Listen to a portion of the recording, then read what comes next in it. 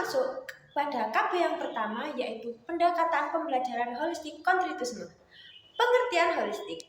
Pendekatan holistik adalah suatu cara pandang tentang pembelajaran yang memandang objek atau peristiwa sebagai suatu keseluruhan yang tidak sebatas bagian-bagian. Dasar teori ini diilhami oleh psikologi Gestalt yang dipelopori oleh Wetzmer. Berikut adalah prinsip-prinsipnya. Yang pertama yaitu wawasan pengetahuan yang mendalam. Pembelajaran membantu anak memiliki pengetahuan yang mendalam tentang keterkaitan objek antar unsur dalam suatu objek atau peristiwa.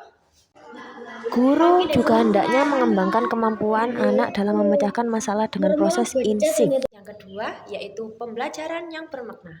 Pembelajaran yang bermakna adalah pembelajaran yang terkait dengan kehidupan nyata dan memiliki makna bagi anak-anak. Sebagai contoh, guru harus menjelaskan arti sehat bagi anak, bagaimana hubungan dengan kebersihan fisik diri sendiri dan lingkungan seperti mencuci tangan sebelum makan dan sudah makan. Yang ketiga yaitu perilaku dan bertujuan. Pembelajaran ini membantu anak mengembangkan perilaku yang bertujuan dengan kehidupan nyata. Yang keempat yaitu prinsip ruang hidup. Pembelajaran yang terkait dengan lingkungan dan kebutuhan anak. Yang kelima yaitu transfer dalam pembelajaran. Pembelajaran yang membantu anak mengembangkan kemampuan untuk menerapkan pengetahuan dan keterampilan dalam situasi yang berbeda. Untuk dapat menampakkan keberadaan belajar sebagai proses terpadu, ada beberapa hal yang harus diperhatikan.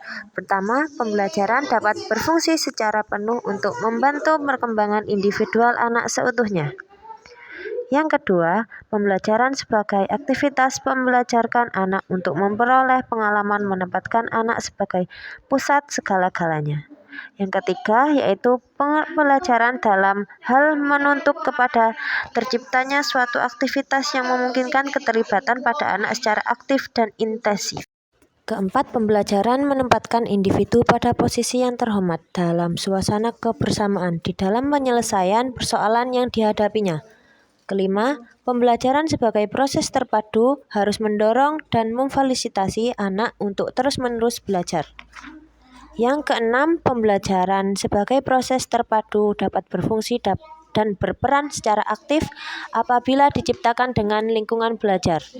Ketujuh, pembelajaran sebagai proses terpadu kemungkinan pembelajaran di bidang studi.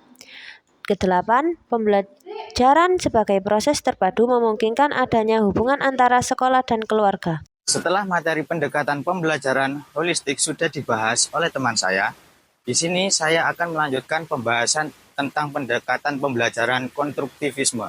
Nah, apa sih pendekatan pembelajaran konstruktivisme itu? Dan bagaimana pendekatan konstruktivisme itu? Mari kita simak video berikut. Pendekatan konstruktivisme adalah suatu pendekatan pembelajaran yang menempatkan siswa sebagai subjek aktif dalam proses belajar, di mana siswa secara mandiri membangun pengetahuan dan makna berdasarkan pengalaman pemikiran dan refleksi mereka sendiri. Dalam pendekatan ini, pengetahuan bukanlah sekedar fakta yang diterima secara pasif, melainkan hasil konstruksi individu melalui interaksi dengan lingkungan dan pengalaman nyata. Pada pendekatan konstruktivisme, individu membentuk sendiri pengetahuan yang dipelajarinya. Pengetahuan bukanlah suatu barang yang dapat dipindahkan dari pikiran seseorang yang sudah mempunyai pengetahuan, terutama guru, kepada pikiran orang yang belum memiliki pengetahuan, yaitu peserta didik. Anaklah yang menginterpresentasikan serta mengonstruksikan pemindahan pengetahuan tersebut berdasarkan pengalaman yang mereka miliki masing-masing. Selain itu, pandangan konstruktivisme juga menghendaki guru untuk menerapkan pendekatan mengajar yang berpusat bagi anak. Nah, itulah sedikit uraian materi pendekatan pembelajaran konstruktivisme. Kita lanjut ke materi berikutnya, kegiatan belajar 2 yang berisi tentang pendekatan belajar experiential learning dan multiple intelligence. Experiential learning adalah pendekatan pembelajaran yang menempatkan pengalaman langsung sebagai pusat proses belajar, di mana peserta didik belajar melalui keterlibatan aktif dalam situasi nyata dan refleksi atas pengalaman tersebut. Pendekatan ini menekankan bahwa pengetahuan dan keterampilan diperoleh secara lebih efektif dan tahan lama ketika didasarkan pada pengalaman konkret, bukan hanya melalui teori atau informasi yang diterima secara pasif. Metode di mana pendidik memotivasi peserta didik dengan keterlibatan langsung dan fokus pada refleksi untuk meningkatkan pengetahuan dan keterampilan. Setelah materi experiential learning sudah sedikit saya ulas, berikutnya adalah materi multiple intelligence yang akan dibahas oleh teman saya. Kita melanjutkan pembahasan KB2, yakni pendekatan pembelajaran kecerdasan jamak multiple intelligence. Howard Gardner dalam bukunya Frame of Mind yang berbunyi Our Culture Define Intelligence to Narrowly merupakan dasar pemikiran munculnya pendekatan multiple intelligence. Apa sih yang dimaksud dengan multiple intelligence?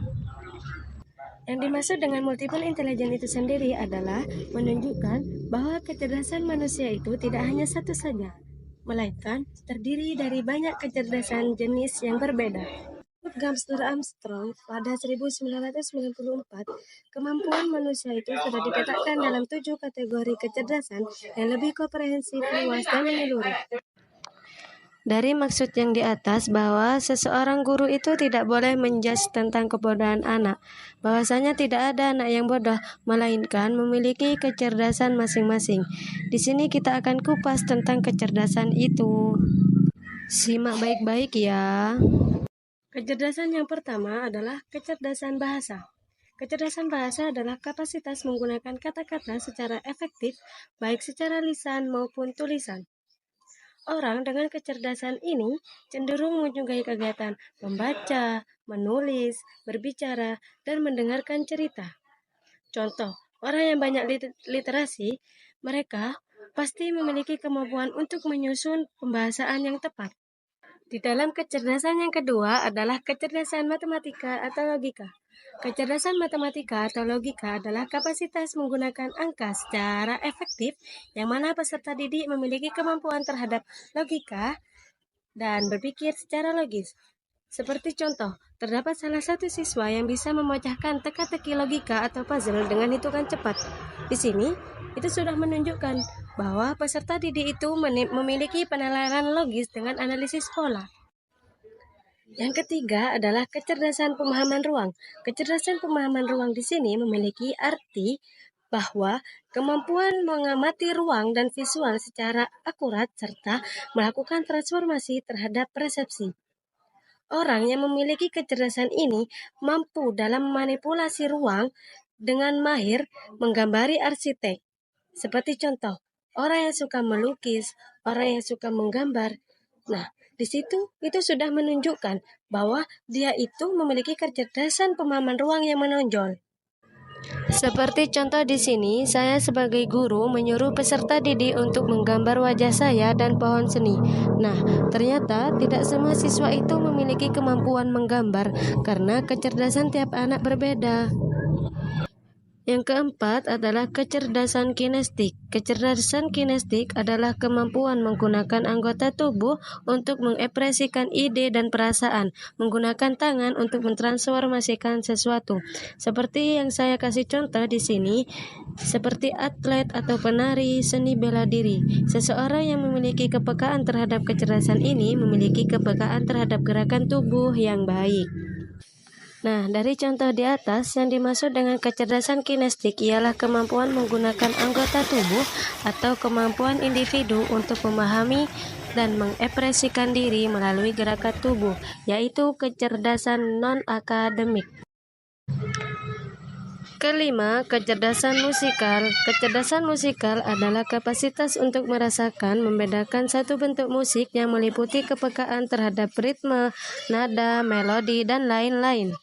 Seperti yang saya contohkan bahwa tidak semua anak itu pede dalam bernyanyi dan menggunakan nada yang tepat.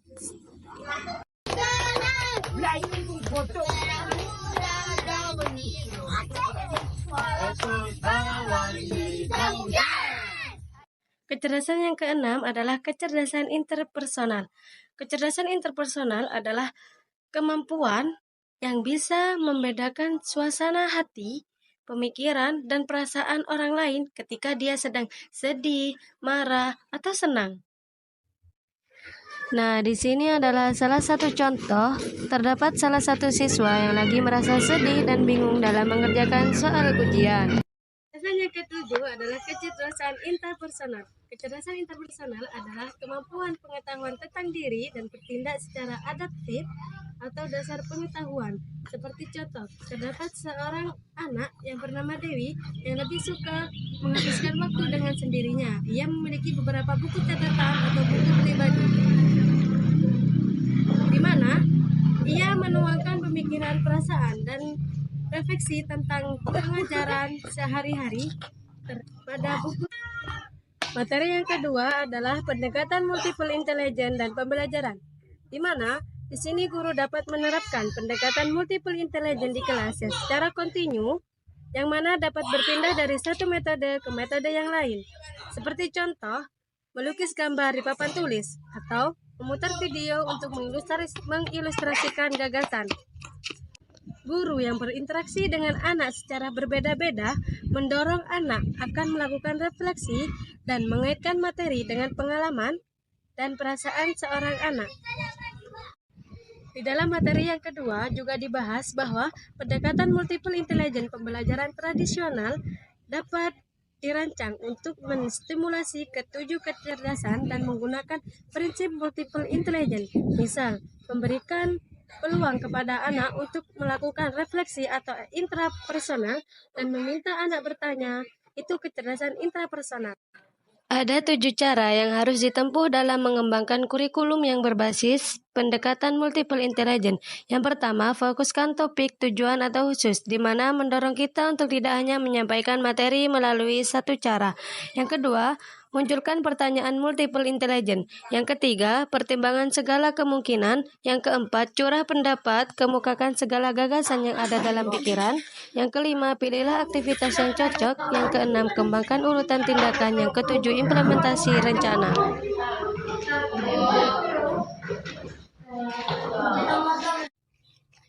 Pembahasan yang ketiga adalah strategi pembelajaran. Pendekatan pengajaran yang memanfaatkan dan mengakomodasi berbagai jenis kecerdasan yang dimiliki oleh siswa. Beberapa strategi pembelajaran berdasarkan pendekatan kecerdasan jamak. Strategi yang pertama, strategi pembelajaran untuk kecerdasan bahasa. Yang kedua, strategi pembelajaran untuk kecerdasan matematika. Yang ketiga, strategi pembelajaran untuk kecerdasan pemahaman ruang. Yang keempat, strategi pembelajaran kecerdasan untuk kinestik. Yang kelima, strategi pembelajaran untuk musikal. Yang keenam, strategi pembelajaran kecerdasan interpersonal. Yang ketujuh, strategi pembelajaran untuk kecerdasan intrapersonal. Pembahasan yang keempat adalah multiple intelligence dan manajemen kelas. Operasional pendekatan multiple intelligence untuk menarik perhatian anak, mengomunikasikan aturan, membentuk kelompok manajemen, perilaku individu. Baik, kesimpulan dari pembahasan KB2 ini adalah setiap individu peserta didik memiliki kombinasi yang unik dari berbagai kecerdasan. Dengan kita memahami dan menerapkan prinsip-prinsip kecerdasan multiple intelligence di atas dapat menciptakan pengalaman belajar yang lebih kaya, juga membantu mereka peserta didik untuk mengembangkan potensi yang penuh mereka di berbagai bidang. Mungkin cukup sekian pembahasan dari multiple intelligence. Terima kasih.